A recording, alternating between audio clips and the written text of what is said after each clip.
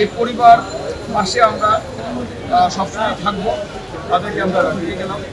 আমাদের সংগঠন নতুন, আমরা জানি না কতটুকু করতে পারবো, তবে আমরা পাশে থাকবো পরিবার থেকে। আমরা এই আপনারা খুব ভালো করে জানেন, আমরা শুধু এই সমস্ত পরিবারই না, আপনার যে কোন পরিবার, তারপরে আপনার এই 24শে আন্দোলনে যারা শহীদ হয়েছে, আহত হয়েছে, এইসব পরিবারের পাশে দাঁড়ানোর জন্যই, মানবিক কাজ করার জন্যই আমরা বিএনপি পরিবার তৈরি করেছেন আমাদের নেতৃত্ব।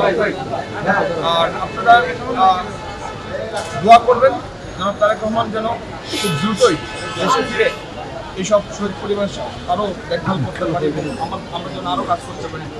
আমাদেরকে একটু প্রশ্ন করা হয়েছিল যে নির্বাচন যখন দামাদল বাজছে তখন আপনারা এই কাজ করে বেড়াচ্ছেন। হ্যাঁ, আমরা এই কাজ করে বেড়াচ্ছি, আমরা এই কাজ করে যাব। নির্বাচনের সাথে আমাদের এই সংগঠনের কোনো ইয়ে নাই। আমরা মানবিক কাজ করার জন্যই জনাব তারেক রহমান আমাদেরকে নির্দেশ দিয়েছেন এবং এই কাজ করার পরামর্শ দিয়েছেন।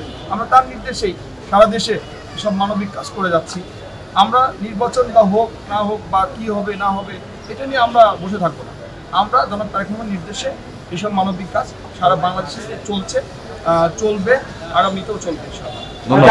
আর্থিক সহায়তার পরিমাণ আমরা কোথাও বলি না, আপনারা তার কিছু শুনতে পারেন। তবে হ্যাঁ, আপনার কাছে এটুকু বলি যে আমরা নতুন সংগঠন, আমরা তো জানেন যে দীর্ঘ 16-17 বছর আমরা দুঃখ দুর্দশা অবস্থায় এই দল নির্যাতিত, এই দল কোনো কষ্ট এখনো কিন্তু আমরা কোনো আশার মুখ দেখছি না, এখনো ষড়যন্ত্র চলছে। আপনারা জানেন আজকে কিন্তু সকালবেলা ঘুম থেকে উঠে সংবাদ পেয়েছি যে 2টি বাসে আগুন লেগে যাওয়া হয়েছে। ষড়যন্ত্র কিন্তু অব্যাহত রয়েছে।